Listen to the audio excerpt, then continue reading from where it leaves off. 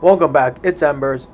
As the game moves into its second month, there's a tremendous amount of cargo being moved around, and the use of haulers and cargo ships between regions has drastically increased. However, with the recent adjustment to autopilot, it has become more dangerous to use larger, slow ships such as the Mammoth due to gate camping. Enter the Imicus Covert Ops, one of the ugliest ships in the game, but we're going to take a look at why this is one of the best ships to use for hauling and running errands. The frigate Covert Ops line of ships are often overlooked, particularly for hauling purposes. However, if you look at the stats, you'll realize that these ships are fast, small, easy to fly, and their cargo space is actually quite large. So if you go into the marketplace, you're going to be able to see there's 4 frigate Covert Ops ships.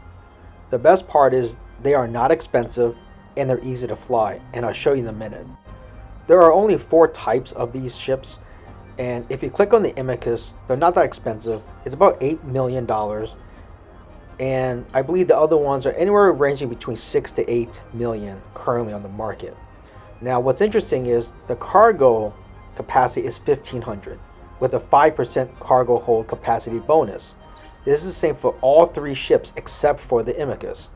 All the other ones have 1,500 bonus. 1,500 base and 5% bonus.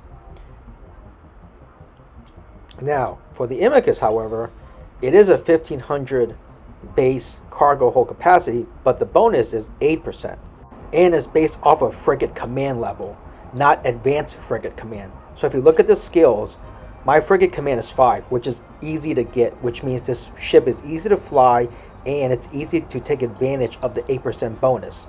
Add in the 1,500 base cargo hold and you have a ship that's quite capable of hauling. Now if you look at my ship here, I have 4,410 total cargo hold, which is quite a bit for a tiny frigate ship. Now let's look at speed. This is a fast ship. My max velocity is 522 with an inertia modifier of 1.98. So going through gates is quick. Now let's go through the fit. I have a veteran small shield booster, a ranger small afterburner, and an MK5 Covert Ops cloaking device. For the high slots, I just have 2 lasers. Now going into rigs. From left to right, I have a core defense charge, a core defense field extender, and the biggest boost to this ship are 2 cargo hold optimizers, which give me that 4,400 cargo hold capacity. Here's the Covert Op in action. During warp, you press the cloak button and your ship cloaks, and it will stay cloaked for as long as you want. When you're near a gate, you do receive an error saying you cannot jump while cloaked, but your ship still is cloaked while it jumps to the gate.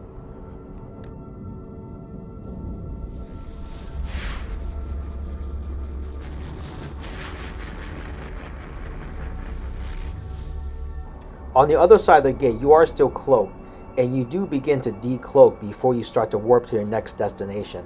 However, it's so fast that you're not able to be locked onto.